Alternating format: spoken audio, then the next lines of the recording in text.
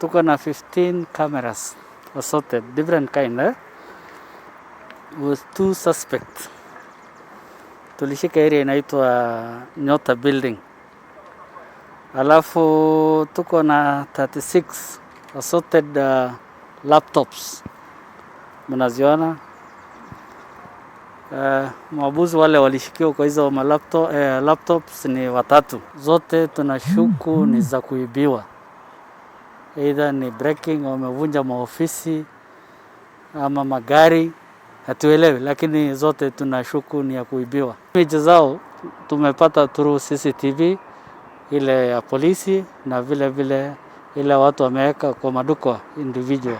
Shika wengi na bado kuna wengine bado tuko na majina zao, tuko na mapicha zao na tutawapata hivi karibu. Kama kuna mtu yote amepoteza simu zake kwa njia ya kunyang'anywa, mugging ama umefanyia pickpocketing na uko na receipt ya kuonyesha hii ni simu yako, tafadhali ujitokeze na ukuja hapa Regional Police Headquarters.